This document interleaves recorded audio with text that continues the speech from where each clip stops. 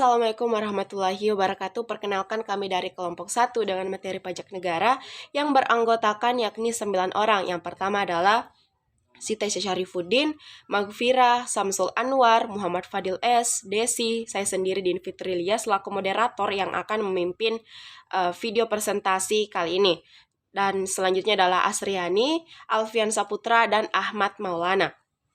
Nah, sebelumnya kami akan memperkenalkan atau memberitahukan bahwa isi materi akan kami paparkan yakni ada 7 bahasan, yakni pertama adalah pajak negara, pajak penghasilan, pajak hasil bumi dan bangunan, bea materai, pajak bumi dan bangunan, bea perolehan hak atas tanah dan bangunan, dan yang terakhir adalah tentang cukai.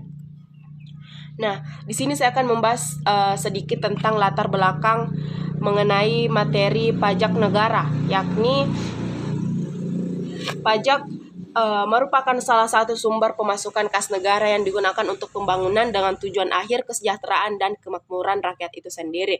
Nah, oleh karena itu, sektor pajak memegang peranan penting dalam perkembangan kesejahteraan bangsa. Namun, tak bisa dipungkiri bahwa sulitnya negara melakukan pemungutan pajak karena banyaknya wajib pajak yang tidak patuh dalam membayar pajak merupakan suatu tantangan tersendiri. Hal ini mendorong pemerintah untuk menciptakan suatu mekanisme yang dapat memberikan daya pemaksa bagi wajib pajak yang tidak taat hukum. Salah satu mekanisme tersebut adalah Gisling atau lembaga paksa badan. Keberadaan lembaga ini masih kontroversial. Nah, beberapa kalangan beranggapan bahwa pemberlakuan lembaga paksa badan merupakan hal yang berlebihan. Di lain pihak, muncul pula pendapat bahwa lembaga ini diperlukan untuk memberikan efek jera yang potensial dalam menghadapi wajib pajak yang nakal. Nah, pajak yang sudah dipungut oleh negara akan digunakan untuk membiayai semua kepentingan umum, termasuk juga untuk membiayai pembangunan sehingga dapat membuka kesempatan kerja atau lowongan kerja. Nah, yang akhirnya dapat meningkatkan pendapatan masyarakat. Peranan penerimaan pajak yang sangat penting bagi negara. Oleh karena itu, Direktorat Jenderal atau Dirjen Pajak merupakan instansi pemerintah di bawah Departemen Keuangan yang bertindak sebagai pengelola sistem perpajakan di Indonesia, berusaha meningkatkan penerimaan pajak dengan melakukan reformasi pajak yang bertujuan agar sistem perpajakan dapat mengalami penyederhanaan yang mencakup tarif pajak, penghasilan tidak kena pajak, dan sistem pemungutan pajak. Nah, baik. Di sini saya akan memaparkan materi tentang pajak negara. Nah, mungkin kita sudah tidak asing lagi dengan istilah pajak negara itu sendiri, yakni pajak pusat, yaitu pajak yang dipungut oleh pemerintah pusat yang digunakan untuk membiayai segala kebutuhan rumah tangga negara. Pajak negara dipungut oleh pemerintah pusat melalui instansi terkait seperti Dirjen Pajak, Dirjen Bea dan Cukai, maupun kantor inspeksi pajak yang tersebar di seluruh Indonesia. Nah, contohnya yakni pajak penghasilan atau PPh, pajak pertambahan nilai atau PPN, pajak penjualan atas barang mewah atau PPNBM, pajak bumi dan bangunan atau PBB, bea materai, bea perolehan hak dan atas tanah dan bangunan atau BPHTB, cukai, dan masih banyak yang lainnya. Nah, pajak negara atau pajak pusat merupakan pajak yang dipungut oleh negara dan digunakan untuk kebutuhan rumah tangga negara tersebut. Dalam hal ini, pajak negara berperan sebagai pajak utama yang digunakan untuk keperluan kinerja, untuk keperluan belanja negara. Nah, seperti pembangunan jalan, sekolah, hingga layanan kesehatan, yang semuanya itu berkaitan dengan kemakmuran rakyat itu sendiri. Pengelolaan pajak negara sendiri sebagian besar dilakukan oleh Direktorat Jenderal Pajak atau DJP dan Kementerian Keuangan Republik Indonesia atau Kemenkeu. Nah, itulah materi yang tadi saya paparkan, yakni tentang definisi dari pajak negara atau pajak pusat itu sendiri. Selanjutnya saya alihkan kepada pemateri selanjutnya. Baik, saya Ahmad Maulana akan membawakan materi yaitu pajak penghasilan. Pengertian pajak penghasilan. Pajak penghasilan adalah pajak yang dikenakan kepada orang pribadi atau badan atas penghasilan yang diterima atau diperoleh dalam suatu tahun pajak, baik yang berasal dari Indonesia maupun dari luar negeri. Penghasilan adalah salah satu objek pajak. Pajak penghasilan dikenakan terhadap subjek pajak atas penghasilan yang diterima atau diperolehnya dalam tahun pajak. Pajak penghasilan tergolong pajak subjektif, yaitu pajak yang mempertimbangkan keadaan pribadi wajib pajak sebagai faktor utama dalam pengenaan pajak. Keadaan wajib pajak yang tercermin pada kemampuannya membayar pajak, yaitu daya pikulnya. Iku mempertimbangkan sebagai dasar utama dalam menentukan berapa sebesar jumlah pajak yang dibebankan kepadanya. Sesuai dengan Undang-Undang Perpajakan Nomor 28 Tahun 2007 Pasal 2 Ayat 1, wajib pajak yang telah memenuhi persyaratan subjektif dan objektif sesuai dengan ketentuan peraturan perundang-undangan yang berlalu wajib mendaftarkan diri pada kantor Direktorat Jenderal Pajak yang wilayah kerjanya meliputi tempat tinggal atau tempat kedudukan wajib pajak. Bagi Indonesia, pajak merupakan salah satu sumber pendapatan yang penting bagi negara. Sumitro yang dikutip oleh Sumarsan 2012 berpendapat bahwa pajak adalah peralihan kekayaan dari pihak rakyat kepada kas negara untuk membiayai pengeluaran rutin, dan surplusnya digunakan untuk public saving yang merupakan sumber utama untuk membiayai public investment. Kemudian yang kedua, subjek pajak penghasilan. Subjek pajak penghasilan meliputi yang pertama orang pribadi, kemudian yang kedua warisan yang belum terbagi sebagai satu kesatuan menggantikan yang berhak. Hal ini dimaksudkan agar pengenaan pajak atas penghasilan yang berasal warisan tetap dapat dilaksanakan. Kemudian yang ketiga, badan adalah badan usaha berbentuk apapun yang didirikan dan berpenghasilan di Indonesia. PT seperti PT, perseroan komanditer, BUMN dan BUMD, persekutuan, firma, perkumpulan, yayasan yang mempunyai usaha tertentu, kongsi, koperasi atau organisasi yang sejenis lainnya. Kemudian yang keempat, bentuk usaha tetap atau biasa disebut dengan BUT adalah bentuk usaha yang dipergunakan oleh orang pribadi atau badan yang tidak bertempat tinggal atau didirikan di Indonesia atau berada di Indonesia tidak lebih dari 183 hari dalam jangka waktu 12 bulan. Subjek pajak dibedakan menjadi dua. Yang pertama itu subjek pajak dalam negeri. Yang pertama, orang pribadi yang bertempat tinggal di Indonesia atau orang pribadi yang berada di Indonesia lebih dari 183 hari dalam jangka waktu 12 bulan, atau orang pribadi yang dalam 1 tahun pajak berada di Indonesia dan mempunyai niat untuk bertempat tinggal di Indonesia. Kemudian yang kedua, badan yang didirikan dan bertempat kedudukan di Indonesia. Kemudian yang ketiga, warisan yang belum terbagi sebagai satu kesatuan menggantikan yang berhak. Kemudian yang kedua itu subjek pajak luar negeri. Yang pertama, orang pribadi yang tidak bertempat tinggal di Indonesia atau berada di Indonesia tidak lebih dari 183 hari dalam jangka waktu 12 bulan. Dan badan yang tidak didirikan yang tidak bertempat kedudukan di Indonesia yang menjalankan usaha atau melakukan kegiatan melalui BUT di Indonesia. Kemudian yang kedua, orang pribadi atau badan seperti pada poin di atas tetapi tidak menggunakan BUT di Indonesia untuk melakukan usaha tetapi berpenghasilan di Indonesia. Dalam hal ini pajak langsung dikenakan pada subjek pajak luar negeri. Mungkin itu saja dari saya. Saya alihkan kepada pemateri selanjutnya. Baik, saya atas nama Samsul Anwar akan melanjutkan materi dari Saudara Ahmad Maulana. Poin ketiga yaitu objek pajak. Menurut pasal 4 Undang-Undang Pajak Penghasilan, yang menjadi objek adalah penghasilan, yaitu setiap tambahan kemampuan ekonomis yang diterima atau diperoleh wajib pajak, baik yang berasal dari Indonesia maupun dari luar Indonesia, yang dapat dipakai untuk konsumsi atau untuk menambah kekayaan wajib pajak yang bersangkutan dengan nama dan dalam bentuk apapun, meliputi A. penggantian atau imbalan berkenaan dengan pekerjaan atau jasa yang diterima atau diperoleh, termasuk gaji, upah, tunjangan, honorarium, komisi, bonus, gratifikasi, uang pensiun, atau imbalan dalam bentuk lainnya. B. Hadiah dari undian atau pekerjaan atau kegiatan dan penghargaan. C. Laba usaha. D. Keuntungan karena penjualan atau karena pengalihan harta. E. Penerimaan kembali pembayaran pajak yang telah dibebankan sebagai biaya dan pembayaran tambahan pengembalian pajak. F. Bunga termasuk premium, diskonto, dan imbalan karena jaminan pengembalian utang. G. Dividen dengan nama dan dalam bentuk apapun, termasuk dividen dari perusahaan asuransi kepada pemegang polis dan pembagian sisa hasil usaha koperasi. H. Royalti atau imbalan atas penggunaan hak. I. Sewa dan penghasilan lain sehubungan dengan penggunaan harta. J. Penerimaan atau perolehan pembayaran berkala. K. Keuntungan karena pembebasan utang kecuali sampai dengan jumlah tertentu yang ditetapkan dengan peraturan pemerintah.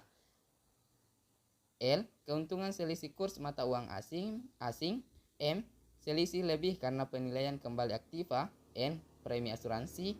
O. Iuran yang diterima atau diperoleh perkumpulan dari anggotanya yang terdiri dari wajib pajak yang menjalankan usaha atau pekerjaan bebas. P. Tambahan kekayaan neto yang berasal dari penghasilan yang belum dikenakan pajak. Q. Penghasilan dari usaha berbasis syariah. R. Imbalan bunga sebagaimana dimaksud dalam undang-undang yang mengatur mengenai ketentuan umum dan tata cara perpajakan. Dan S. Surplus Bank Indonesia. Poin keempat yaitu tarif pajak penghasilan. Nah, sesuai dengan pasal 17 Undang-Undang Pajak Penghasilan tahun 2022, besarnya tarif pajak penghasilan yaitu untuk wajib pajak orang pribadi dalam negeri. Wajib pajak pertama, wajib pajak yang berpenghasilan tahunan 0 sampai dengan 60 juta per tahun dikenakan tarif 5%.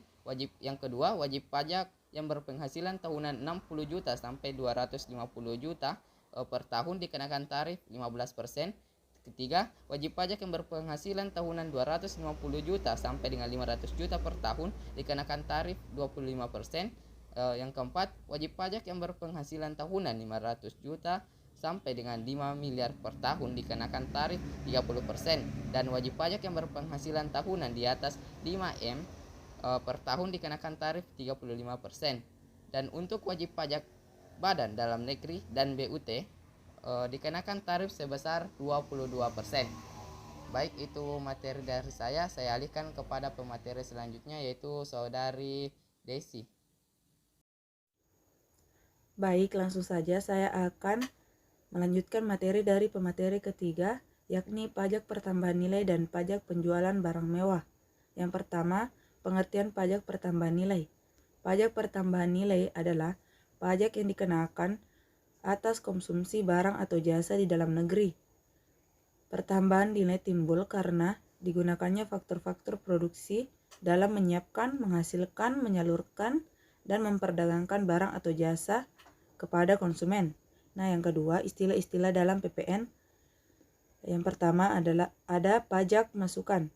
Pajak masukan adalah PPN yang dibayarkan oleh pengusaha kena pajak karena perolehan barang kena pajak dan atau jasa kena pajak dan atau pemanfaatan BKP tidak berwujud dari luar daerah.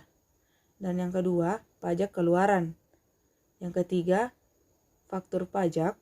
Faktur pajak adalah bukti pemungutan pajak yang dibuat oleh PKP yang melakukan penyerahan BKP atau penyerahan JKP.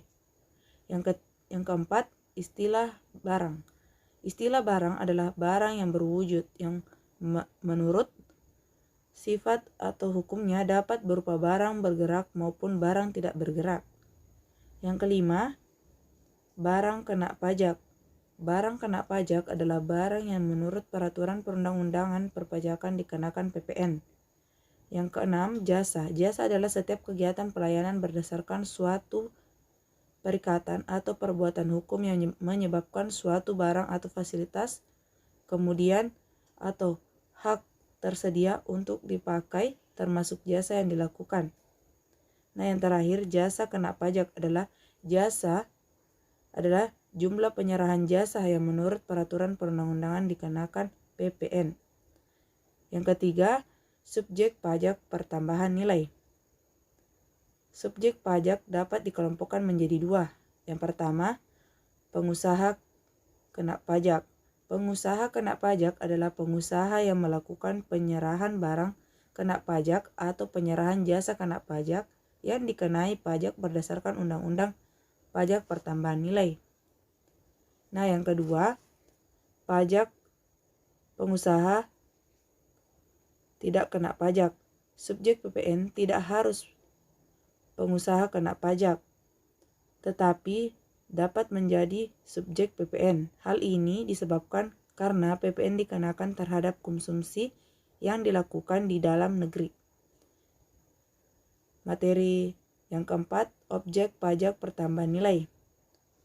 PPN dikenakan pada yang pertama, barang kena pajak adalah barang yang berwujud, yang menurut sifat atau hukumnya dapat berupa barang yang bergerak atau tidak bergerak. Dan yang kedua, jasa kena pajak JKP adalah setiap kegiatan pelayanan berdasarkan suatu perikatan atau perbuatan hukum menyebabkan suatu barang atau fasilitas tersebut untuk dipakai. Pajak pertambahan nilai dikenakan pada transaksi yang pertama, penyerahan barang kena pajak di dalam daerah. Yang kedua, barang impor kena pajak. Yang ketiga, penyerahan jasa kena pajak. Yang keempat, pemanfaatan barang kena pajak. Kelima, pemanfaatan jasa kena pajak. Yang ketujuh, ekspor barang kena pajak berwujud. Selanjutnya, ekspor barang kena pajak tidak berwujud. Dan yang terakhir, ekspor jasa kena pajak oleh pengusaha kena pajak. Materi kelima, jasa tarif pajak pertambahan nilai. Tarif pajak pertambahan nilai merupakan tarif tunggal, yaitu sebesar 10% dari dasar pengenaan pajak, dan tarif pajak pertambahan nilai sebesar 0%. Materi selanjutnya yang keenam itu pengertian pajak penjualan atas barang mewah. Nah, pengertian dari pajak penjualan atas barang mewah adalah pajak penjualan atas barang mewah tidak dapat dikenakan tersendiri tanpa mengenakan PPN. PPNBM hanya sesekali pengenaan dan tidak mengenal mekanisme perkreditan. Nah, itu saja materi yang dapat saya sampaikan. Saya serahkan ke pemateri selanjutnya. Baiklah, langsung saja saya akan melanjutkan materi sebelumnya, yaitu materi 6, pengertian pajak penjualan atas barang mewah. PPNBM adalah pajak penjualan atas barang mewah tidak dapat dikenakan tersendiri tanpa pengenaan PPN. PPNBM hanya sekali pengenaan dan tidak mengenal mekanisme pengkreditan. Materi ketujuh, subjek pajak penjualan atas barang mewah. Subjek PPNBM adalah PKP yang menghasilkan BKP yang tergolong mewah di dalam daerah pabean dalam lingkungan perusahaan atau pekerjaannya, dan pengusaha yang mengimpor barang yang tergolong mewah. Materi ke-8, objek pajak penjualan atas barang mewah.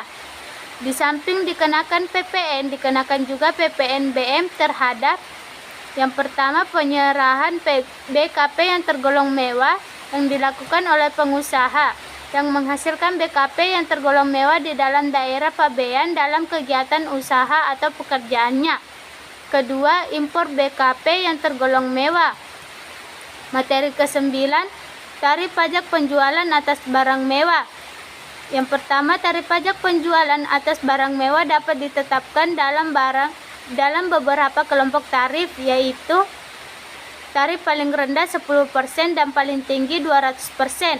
Perbedaan kelompok tarif tersebut didasarkan pada pengelompokan barang kena pajak yang tergolong mewah yang dikenai pajak penjualan atas barang mewah.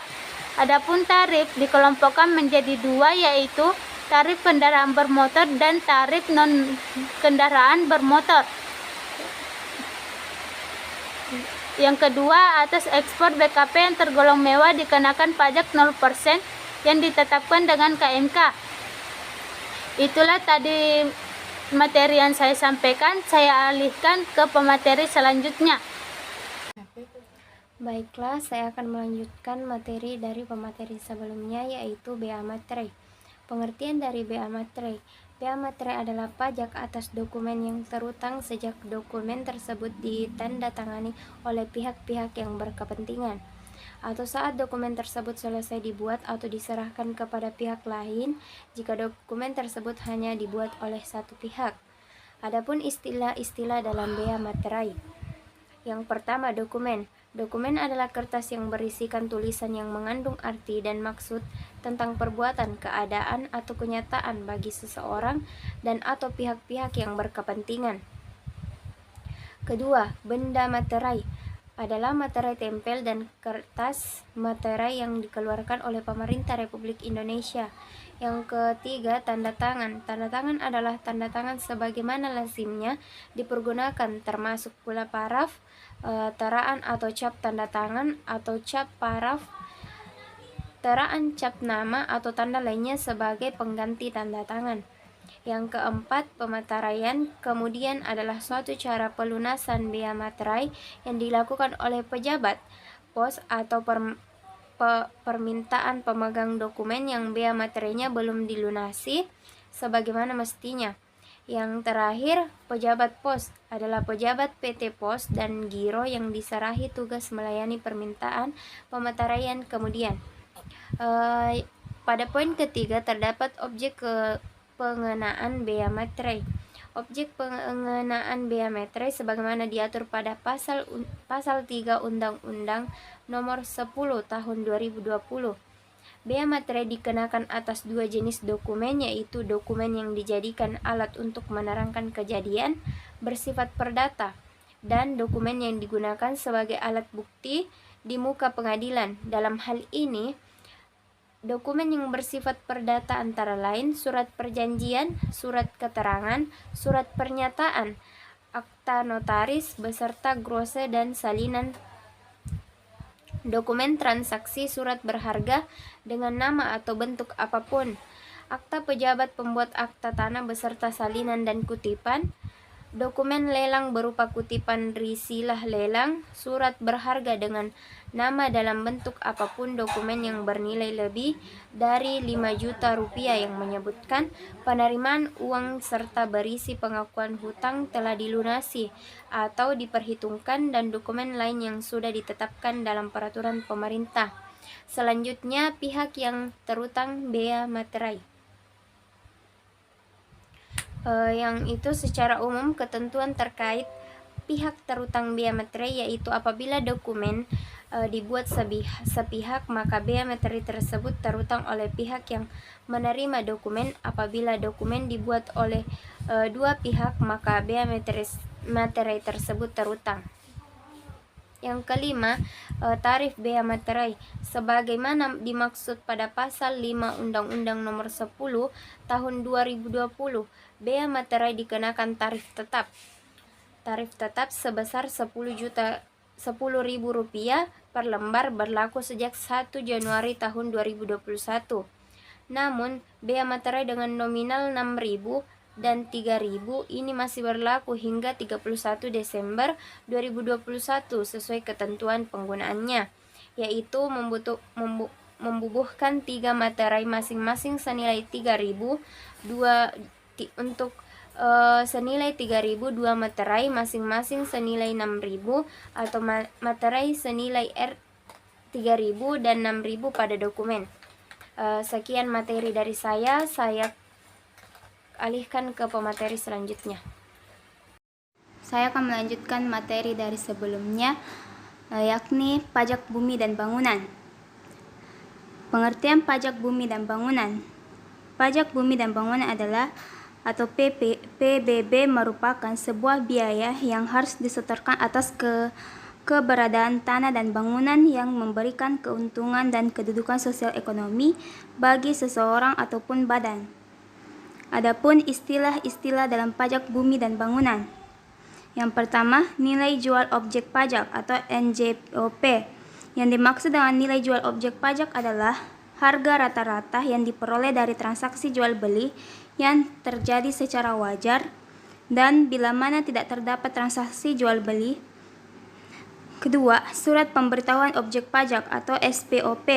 Yang dimaksud dengan surat pemberitahuan objek pajak adalah surat yang digunakan oleh wajib pajak untuk melaporkan data objek pajak menurut ketentuan undang-undang. Yang ketiga, surat pemberitahuan pajak terutang atau SPPT. Yang dimaksud dengan surat pemberitahuan pajak terutang adalah surat yang digunakan oleh Direktorat Jenderal Pajak untuk memberitahukan besarnya pajak terhutang kepada wajib. Yang adapun subjek pajak bumi dan bangunan. Subjek pajak dalam PBB adalah orang atau badan yang secara nyata mempunyai suatu hal atas bumi dan atau memperoleh manfaat atas bumi dan atau memiliki penguasaan memperoleh manfaat atas bangunan. Sehingga wajib pajak PBB belum tentu pemilik bumi dan atau bangunan, tetapi dapat pula orang atau badan yang memanfaatkan bumi atau bangunan tersebut. Adapun objek pajak bumi dan bangunan ditinjau dari jenis pajaknya, PBB sudah dapat dipastikan merupakan pajak yang dikenakan atas bumi dan bangunan. Bumi adalah permukaan bumi dan tubuh bumi yang ada di bawahnya, contohnya sawah, ladang, dan tanah. Sedangkan bangunan adalah konstruksi teknik yang ditanamkan atau diletakkan secara tetap pada tanah dan atau perairan. Adapun tarif pajak bumi dan bangunan. Tarif pajak yang dikenakan atas pajak bumi dan bangunan adalah sebesar 0,5%. Itulah tadi materi dari saya alihkan kepada pemateri selanjutnya. Baiklah, terima kasih atas kesempatan yang telah diberikan oleh moderator. Langsung saja F. Bea perolehan atas hak dan kewajiban. Yang pertama, istilah-istilah dalam bea perolehan hak atas tanah dan bangunan. A. Bea perolehan hak atas tanah dan bangunan adalah pajak yang dikenakan atas perolehan hak atas tanah dan atau bangunan. B. Perolehan hak atas tanah dan atau bangunan adalah perbuatan atau peristiwa hukum yang mengakibatkan diperolehnya hak atas tanah dan atau bangunan oleh orang pribadi atau badan. C. Hak atas tanah dan atau bangunan adalah hak atas tanah, termasuk pengelolaan beserta bangunan di atasnya. Yang kedua, subjek bea perolehan hak atas tanah dan bangunan. Yang menjadi subjek pajak adalah orang pribadi atau badan yang memperoleh hak atas tanah dan atau bangunan. Yang ketiga, objek bea perolehan hak atas tanah dan bangunan adalah perolehan hak atas tanah dan atau bangunan yang meliputi A. Pemindahan hak karena yang pertama jual beli, yang kedua tukar menukar, yang ketiga hibah, yang keempat hibah wasiat, yang kelima waris, yang keenam pemasukan dalam perseroan atau badan hukum lainnya, yang ketujuh pemisahan hak yang mengakibatkan peralihan, yang kedelapan penunjukan pembeli dalam lelang, yang kesembilan pelaksanaan putusan hakim yang mempunyai kekuatan hukum tetap, yang kesepuluh penggabungan usaha, yang 11 peleburan usaha, 12 pemekaran usaha, 13 hadiah. B. Pemberian hak baru karena yang pertama di kelanjutan pelepasan hak, kedua di luar pelepasan hak. 4. Tarif bea perolehan hak atas tanah dan bangunan. Besarnya tarif bea perolehan hak atas tanah dan bangunan adalah sebesar 5%. Itulah tadi materi yang sempat saya bawakan. Selanjutnya saya berikan kepada moderator. Baik, terima kasih atas kesempatan yang telah diberikan oleh pemateri sebelumnya. Langsung saja pengertian dari cukai. Cukai ialah pungutan pajak yang dikelola oleh negara dan dikenakan atas barang-barang tertentu dengan sifat dan karakteristik yang telah diatur dalam Undang-Undang Nomor 39 Tahun 2007. Jika bea merujuk pada barang terkait ekspor dan impor, maka barang yang terkena cukai ialah produk atau sesuatu yang beredar di kalangan masyarakat.